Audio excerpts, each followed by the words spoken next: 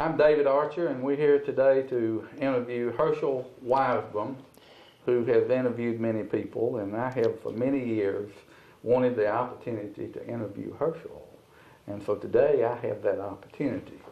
Herschel, let's start a little bit about where on God's green earth did you come from?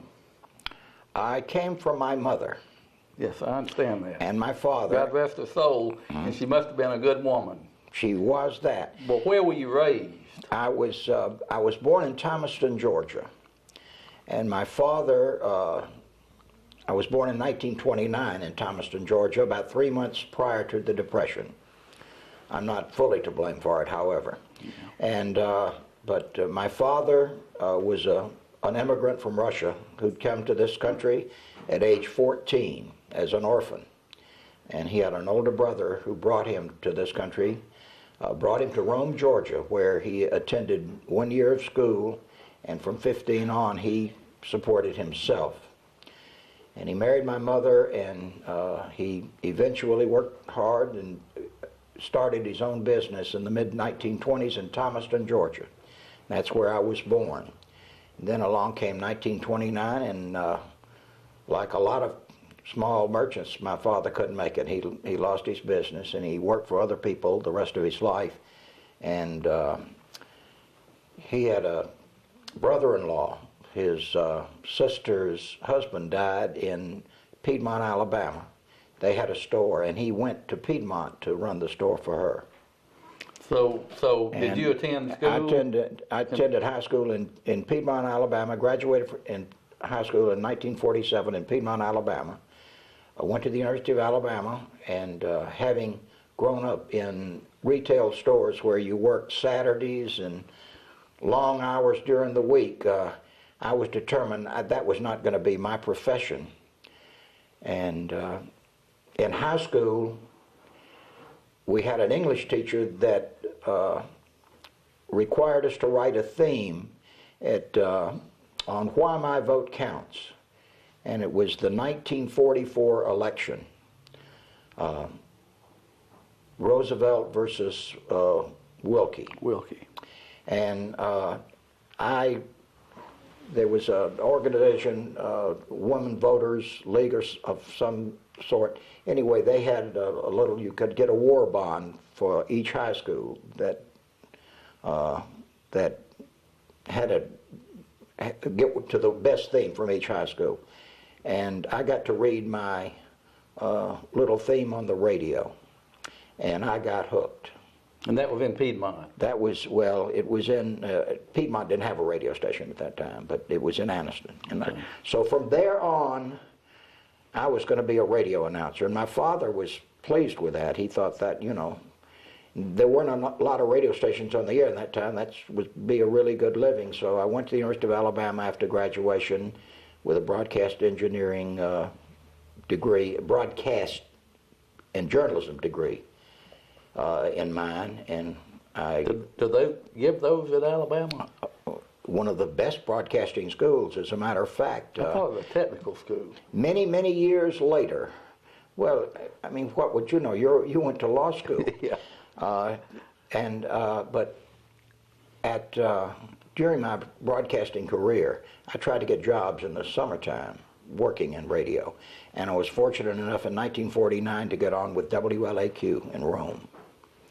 And I was learning more actually doing the work than I was in school, and my father let me stay out of school an extra quarter, so I worked 6 months from June through December at WLAQ in Rome. Worked with some great people over there, little Delmas Franklin, and who was around for, I guess, 30 years after that in Rome radio. And a funny thing happened, though. If you will remember, there was a draft during those days. The U.S. still had the draft. And so I joined the Alabama National Guard. And I did not have to do much. I was off at college most of the time, and in the summer I had a job. So I'd been maybe to one summer camp with them, and that's about the only instruction I had had. But I was a member of the National Guard. And in June of 1950, right at the end of my junior year, I got another summer job in Cedartown at WGAA, and was happily working there and looking forward to my senior year. And North Korea and South Korea had a little argument, and the United States and Harry Truman got into it, and he called our National Guard unit to active duty. So in 1950, summer of 1950, I went on active duty with the National Guard. I became a member of the United States Army. And where were you stationed? I was stationed for the most part in Fort Knox, Kentucky. I was a member of school troops, and we actually taught gunnery to other people coming in. We supposedly were experienced. I had not been, but I learned in a hurry. And then I was later transferred out into the desert of California in Barstow at Camp Irwin. That is now a missile range. And I taught gunnery to World War II veterans of tank warfare who was in an armored unit. And they had been called back in, but they had never worked on, had done gunnery on the M46 General Patton tank, which was developed after World War II. And at that time, we were fighting Korea. I was not that good a soldier, and they still had hopes of winning the war at that time, so they never sent me to Korea. Okay. But I was discharged, and I called my former bosses trying to get a job when I got out of the Army. That would have been in in April of 1952. And I called my boss in Rome, and he says, the guy in Cartersville, Mr. Ryan Fryer, is looking for a morning announcer. I will call him and recommend you. And so I called Mr. Fryer, was still in the Army, and I was like 3 or 4 days from getting my discharge.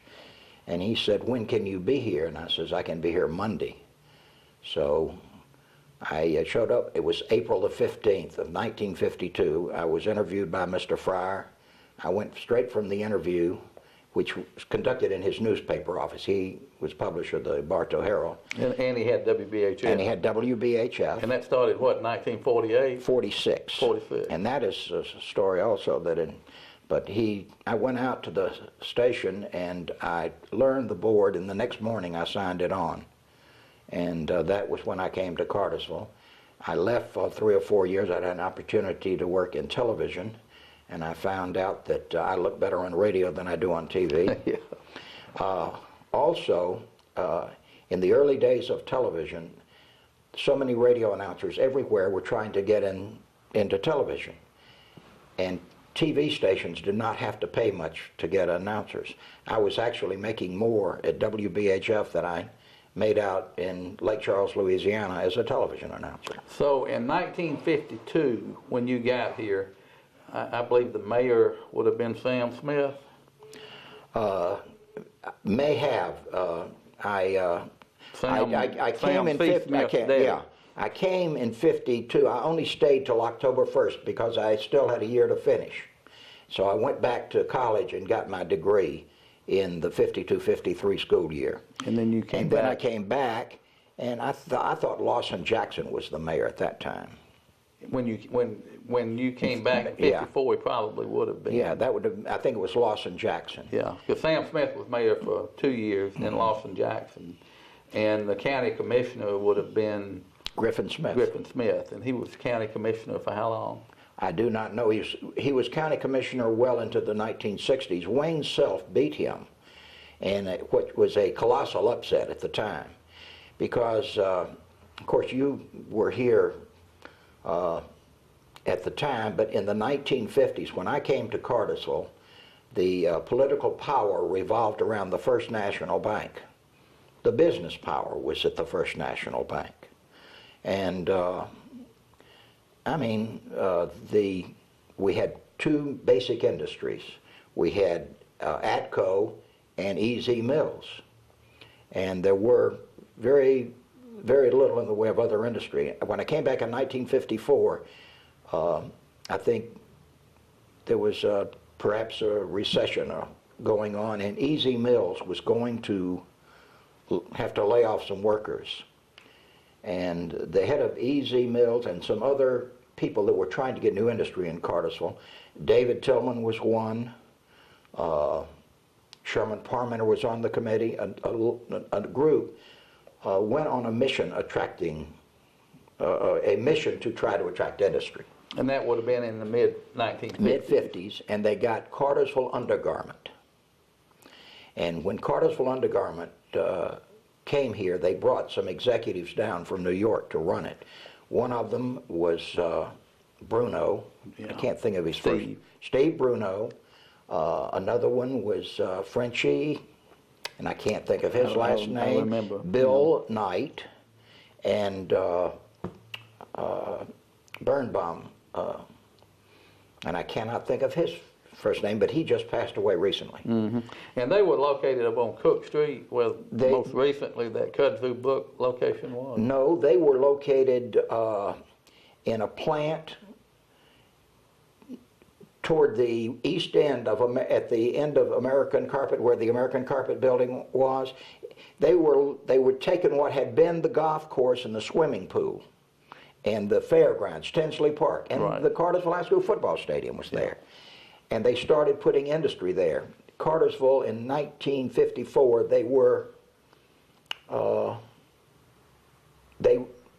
somewhere in the early 50s, they were building the new Cartersville High School. I think they completed it in 1952.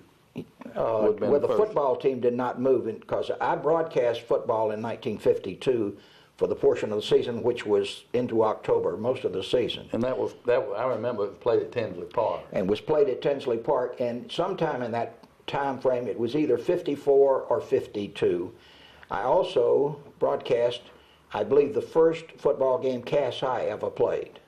And that was at Tinsley Park. And that was played at Tinsley Park. That is correct. Cass had not had football up to that time, but they were a power statewide in basketball. Yeah.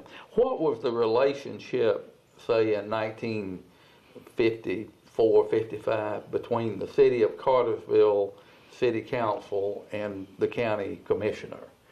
How did that work? Well, you know, I didn't really get active in the political area till a little later, but basically there was a great deal of competition, and the sole commissioner and the Cartersville City Council, they weren't on the best of terms. It got worse, though, before it got better. When did it get worse? Let's just jump ahead to it. Well, it got worse when the city started attracting industry and growing and started annexing property. And that was a very sore spot with the county, because they were losing the tax revenue. And the city was trying to grow, and also they were trying to grow their school system. And as I recall, the city of Cartersville did not charge tuition for county students to come into the city schools. So if the parents wanted their children to go to city school instead of the county schools, all they had to do was get them to school and pick them up afterwards. There was no school bus system in the city. And the county schools, and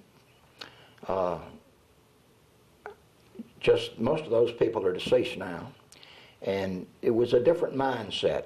Bartow County was still largely rural. We only had Goodyear and Easy Mills. And I went to the school's superintendent, the county school superintendent, who was named Carl Merrill. Carl Merrill. And I said, are you not embarrassed by the statistics that show the percentage of graduation in our county? The city, at that time, the city of Cartersville schools were considered among the best when they would print out the attendance records of the graduation rate from entering high school in the 9th and to graduate, and the ones, graduates that went on to college. Cartersville was highly rated in the state, one of the largest of small counties, one of the best school systems in the state. And the county was in high school dropouts, and I'm not sure of the year, but I still have the newspaper clipping from it. I kept that in my files. Cartersville ranked last of 188 school systems, meaning the graduation percentage was the smallest. Cartersville or Bartow County? Bartow County, excuse me, the Bartow County.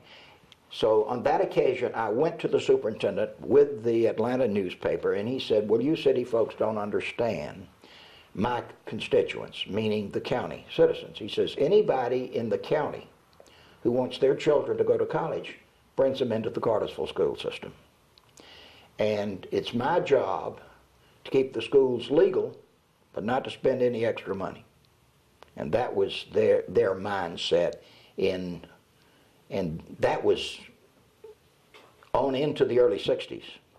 And we did have, I think, someone who was elected, Clint Taylor was elected school superintendent, and he tried a more progressive approach, and he lasted one term. Yeah.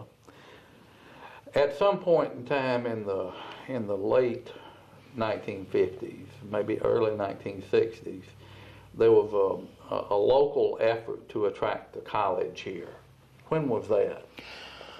My memory, there may have been efforts before that, but in 1958, the late 50s, we got a mayor by the name of Charlie Red Cowan. Charlie was a businessman. He had a car dealership here. He owned an auto parts store, had a couple of brothers that ran the business, and Charlie dabbled in real estate and other things, but he was a farmer too. And he brought Visking Corporation here from Indiana. And it was a large employer. I don't know what it started at, but it grew to have over 800 employees. Became Union Carbide. Became Union Carbide later. It brought the first union in town that I know had ever existed here. And it was very controversial. A lot of the establishments, they didn't like all these new people moving in.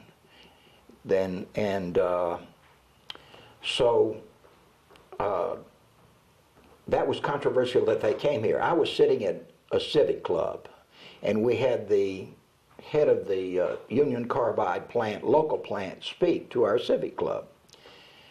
And some of the, I'm not going to name names here, but some of the real leaders in this community, one of them turned and said, I wish they'd never came. I wish they'd get out of here. They're ruining the town. All of these people coming in, meddling in our politics and our community, meaning people that they weren't Southerners, and some of them ran for the school board. Some of them got involved in leadership in the city. So it appears that with the election of Charles Cowan in around 56, I think is when he, somewhere 1956 in that, is when he came into office. There seems to have been an effort to go out and recruit industry to come in. To bring growth into the community. And am I right? Now, you know, I graduated from high school in 1960 and I was here, but I had other things on my mind, you understand. And how many times have you been married? Well, several times. No, excuse me, it's your interview. The last one's lasted a long time. It seems, and I left in 1960, went off to college, for the most part stayed gone about 10 years. So help me fill in some gaps of some stories that I've heard, some things that persist in rumors around town about what happened when apparently the legislature of the state of Georgia approved and the Board of Regents approved for a college to be located in Cartersville. All right, tell us what happened. All right, this was up around 1963 or in that vicinity. In those days, the election of a governor had nothing to do with November election time. Republicans did not exist in Alabama, in the state of Georgia or Alabama, throughout the South. You had very conservative Democrats who ruled the roost, but Southern Democrats. Southern Democrats. Who were Republicans who were embarrassed to call themselves Republicans. Well, you would say it that way, but it didn't. It did not change until the late 80s, yeah. As a matter of fact. Yeah, I know. If you wanted to be elected, you ran as a Democrat. So the election for governor was essentially July the year before in the Democratic primary. Marvin Griffin had been governor. He was elected governor in either 1960 or 1958. I don't recall whether we'd gone to a 4-year governor's term or not. Earlier years, we had governors only served 2 years. So Marvin Griffin was an odds-on favorite to win the gubernatorial election, and he was certainly, Bartow County would have gone with him. Most people, the county commissioner, most of the political establishment were supporting Marvin Griffin for governor, and he had done a lot of things for Bartow County. And they had a gentleman here, an attorney by the name of Judge Ingram. Bill Ingram. Bill Ingram. He'd been an attorney and a judge, and he loved education. He was wanting to improve the education in this community, and he was a major supporter of Carl Sanders. Judge Jerry White says he's the best lawyer that's ever practiced law in Cartersville. Well, he was not an imposing physical figure. He was small and not loud at all, and not boisterous, and not, as so many of the attorneys here, full of themselves. He was intellectual. He was very much so, but obviously very astute, and he also knew how to organize a campaign. And somehow through his efforts, and they weren't secret in any way, but they were under the radar. Everybody assumed Marvin Griffin was going to carry Bartow County and get elected. He was from Augusta. He was a good athlete. He had gotten a scholarship at the University of Georgia, talking about Carl Sanders. And he is regarded probably as, next to Ellis Arnold, after Ellis Arnold, the first progressive governor. They had done away with the key to moving Georgia forward had been the elimination of the county unit system. The county unit system gave a South Georgia county with 8,000 or 10,000 people. You could put 3 of those together and match Atlanta in vote count. It was like our electoral college. And that was stricken through the courts, wasn't it? It was stricken through the courts. The courts determined that it was unconstitutional, right, to weight the county votes under the county unit system. Well, the popular vote had nothing to do with electing the governor. The county unit system elected the governor. So if you could carry 25 South Georgia counties, which had the population of maybe Macon combined, you outvoted all of the metropolitan areas, because everybody got a county unit system, and the biggest counties had 3. Well, Fulton County probably had 150,000 people, and you could have taken most of South Georgia and not had that many. So virtually all of the governors came from South Georgia. And when the county unit system did away, it changed politics, and you got Ellis Arnold in, and he was going against Eugene Talmadge usually, but governors were limited. It was a 2-year term. You could serve, I think, 2 2-year terms, and then you had to leave for 2 years, and then you could come back. Well, in 1962, in the Democratic primary, Carl Sanders not only carried Bartow County, he carried the state. He won the state in a big upset over Marvin Griffin. And Marvin Griffin, as I recall, coined the phrase that some people still repeat when they get beat, is they ate my barbecue but didn't vote for me. One of the great remarks. He had a great sense of humor. He was from Bainbridge. Yeah. And by the way, Marvin Griffin was the reason that there was a radio station brought to Cartersville in 1946. He was a newspaper publisher in Bainbridge, and Mr. Fryer, who owned the Bartow Herald here in Cartersville, was a good friend of his. And the Fleetwoods had a competitive weekly paper called the Tribune News, and it was a weekly just as the Bartow Herald was.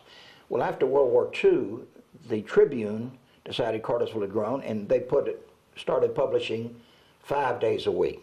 It was a daily paper then, an afternoon, 5-day-a-week daily.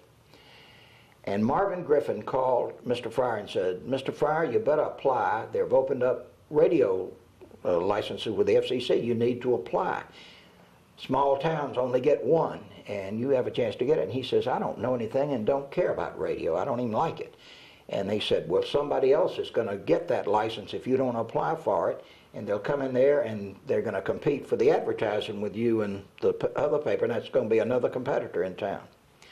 So Marvin Griffin talked Mr. Fryer into applying for a radio license, and that's how we got a radio license, a radio station. And for the most part, the radio station was run in a manner to really not compete for advertising dollars, or to supplement advertising in the Herald. If you would buy a ad in the Herald, he would bonus you some radio spots. Now there were some, the town had started to grow, and there were some people that really wanted to advertise on the radio, but they did not do much in the way of selling radio for the first few years it was on the air. And but I digress now to get back to that college. Bill Ingram. Bill Ingram. Bill Ingram had done such a good job with for Carl Sanders, and Carl Sanders in those days, the governor had a lot of influence with the Board of Regents. He wanted a junior college here. That was his dream, to get a junior college. So the Board of Regents said, y'all find us a place to put a junior college, and we'll put a junior college. It'll be the Bartow County College or Cartersville Junior College. It will come. And Mr. Cowan, the then mayor, was progressive, and he picked out a spot he wanted that college to go. And surprise, surprise, it was down in the area south of town near Irwin Street. And it could be about where Irwin Downs was, or it could have been over, but that was to be the place that he picked to have. County Commissioner Griffin Smith said, no, it needs to go out on Highway 20 where we have the genetics farm, which is owned by the Board of Regents already. And they had a big argument over it.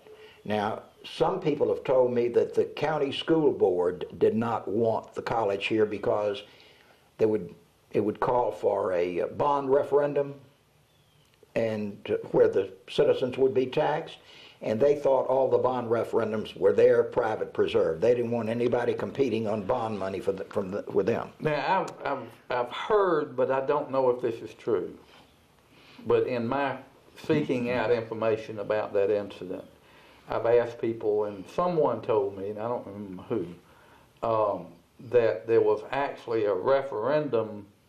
I don't know if it was in the city of Cartersville or Bartow County, or even if it happened. But the purpose of the referendum was for the electorate to determine whether or not the sum of $200,000 would be spent to run utilities to the site, wherever the site would be. That the local community had to provide the utilities and provide the property for the college to be built. Did that ever happen? I don't recall where the population getting to vote on that. My sense of it and my memory of it, and goodness knows that's been 40-something years ago and almost 50 years ago, and memories can change or can fail. But my memory was that the city generally wanted the college. The Cartersville High School, the Cartersville establishment wanted the college. And Cartersville was beginning to change a great deal. The same people didn't run everything anymore. They had the Union Carbide plant. Cartersville Undergarment had started. I don't know that the carpet industry had started that. It might have been a little before that, but there were efforts. I can tell you it started about that time because I worked in one at about that time. Right, but anyway, all of a sudden Cartersville was becoming an attractive place for industry. The local economy was taking agricultural land, was being converted to build subdivisions and to build more housing. And Charlie Cowan was all for that growth, and the city generally was benefiting, but there was a segment of the city that wanted things to stay the same.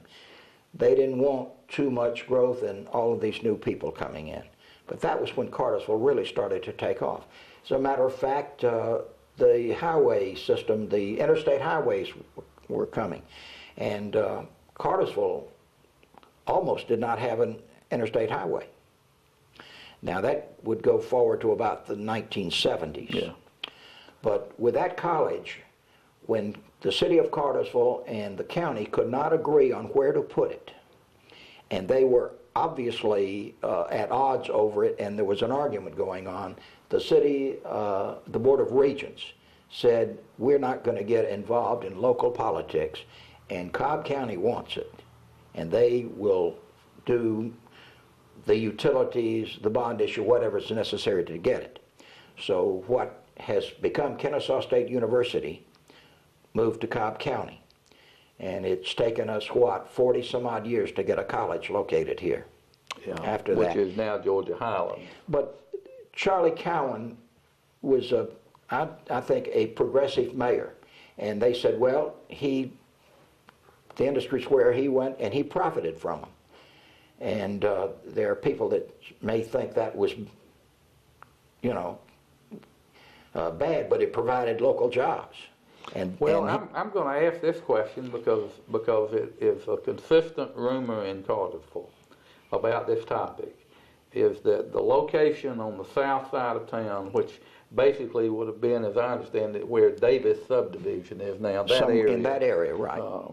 Conyers Estates, Davis subdivision, that area, back north of Waterford, that area. And there are a lot of people that say that Mayor Cowan actually went out and got an option on the property personally that he was trying to take the college to.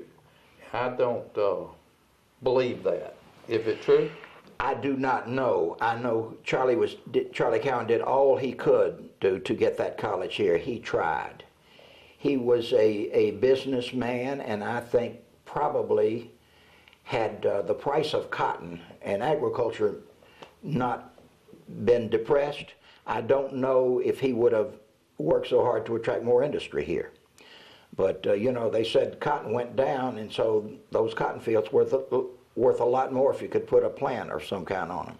Well, I know that he was almost a revolutionary figure in our history, and still a controversial figure because of bringing industry in. But the carpet mills that came in, I think, and tell me if I'm wrong, are a direct result of the efforts that he began. I would certainly, I think that was a large influence on it. I will also say that Charlie Cowan, during that time, there were fractures in the power structure in this town, that it went where some people's children weren't allowed to play with other people's children. And generally, the old conservatives who didn't want change were west of the railroad and east of the railroad. They were wanted more growth and more change. Well, you know, and the other side of the track syndrome. Right, and the First National Bank grew and was, you know, they were the place where you went for financing for development. And the Cartersville Bank stayed there and didn't grow, and it was on the east side of town. Right. And some of their stockholders went to Atlanta, and they got John Newman, who was supposedly a very competent banker, and he came to Cartersville, and he took over the Cartersville Bank. And he would go around to merchants and say, give us a chance. Just open an account with us and try us. And it was very difficult for him to get business. They would say, well, why are you trying? You know, we've always banked at First National. And so eventually he started getting a little success, but it was very difficult. So, well, there are some people that say that if you wanted to be on the city council or you wanted to be mayor, you had to stop by First National Bank and get their blessing in order to do it. I've heard it said that if you wanted to start a business in town, you had to have the blessing of the First National Bank. I mean, they were that powerful. It was the establishment figures. And this is in no way putting anybody down, because very few people give up power easily. And you see that in politicians. And today, as it has always been, the number one requirement, the number one objective of a politician, whatever he says, or whomever he is to get reelected. Yeah. What was the feeling locally when the people understood that because of the dissension and the political backbiting and the non-cooperation of local governments and the conflicts between the banks and the politicians, that this community actually lost what has now become Kennesaw State University? I don't know that it was a junior college, and they did not think that that was going to be that big a deal. I mean, those who wanted the college, those who were progressive, who wanted the county to grow, they were upset with it. But the other people said, we won, deal with it. Fast forward to the 1990s, when another effort started to attract a college campus here to Cartersville. Are you familiar with the behind-the-scenes things that happened that resulted in Floyd College actually establishing a campus here, and then in rented property, and then it growing into a full-fledged campus and a name change to Georgia Highlands? Well, as I recall, we had a prominent member of Cartersville who was on the Board of Regents at the time. No, I'm confusing that. That was for the North Metro Tech. Well, that was in the 90s. No, you're on target. Joe Frank Harris. Well, Joe Frank, after he was governor, was on the Board of Regents, and at the time, and I guess still is, but at the time that move was made to build the campus here. Well, Bill Smith was the RCA, we used to be RCA Truck Lines, I think it's Georgia Southern now, was a member of the, and Joe Frank had put him on the Board of Regents. And he was Jim Smith. Jim Smith. Yeah. Did I say Bill? Yeah. That's okay. Well, my first name is William, and I hate it, and it wasn't. It's too common a name. Well, I mean, Herschel. Jim has a little more character. We're so thankful you can, even at your age, do this interview. So a few lapses in memory will be okay. Well, I have more than a few. Yeah. But I remember enough. Some of the things you need to forget. Some of those things I remember will keep you well in line. Yeah. Because I remember when you were one of those politicians sitting on the city council. That's correct. And if I do say so, you had my approval, and I wanted to run you for mayor. Because I figured I could control you and I could have real power, but no. I almost ran for mayor. But it was... Decided it was a better thing for somebody else to do. Cartersville has been incredibly lucky. We had those city and county fights, and one of the things that has made Cartersville prosperous was their ownership of utilities. And it's enabled them to have more reasonable taxes, and it had a big input in the growth. And the county was, in those days, it was country, it was strictly rural, and the school superintendent I told you about early, who said most of his constituents only cared about the schools being kept legal because their sons and daughters were going to get a job in the cotton mill or leave. When they got to be 16, they had to get a job so they could buy their car. And in the 60s and late 50s, you'll remember a lot of high school kids didn't finish school. The big thing was to get them a '57 Chevy. Oh yeah. And the fact that Cartersville had the utilities and the taxes were lower and they supported the school system, people who lived in the county who had ambition for their children to go to college, they brought the kids into the city, and there was no tuition whatsoever. The year I graduated, our star student was a county resident. He had the highest SAT score. He had the highest average of any of anybody in my class, and he was a county resident. And I think what the city schools were doing, if these college-bound county students were coming to Cartersville and draining that intellect and those higher scores from the county, and I think that's not really the case now. And I will say, we're going to do other interviews and programs and talk about Georgia Highlands coming, but let me just insert this into the conversation. It appears to me that today, in these days and times, and for at least the past 10 years or whatever the period of time that Clarence Brown has been county commissioner, there is a cooperation between city and county that has never existed in Bartow County previously.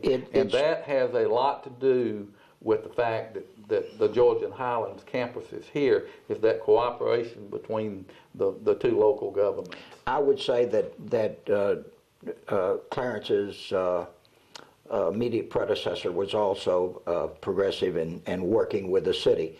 And there was a period that they didn't get along, but the first stab there when Griffin Smith lost the election to Wayne Self.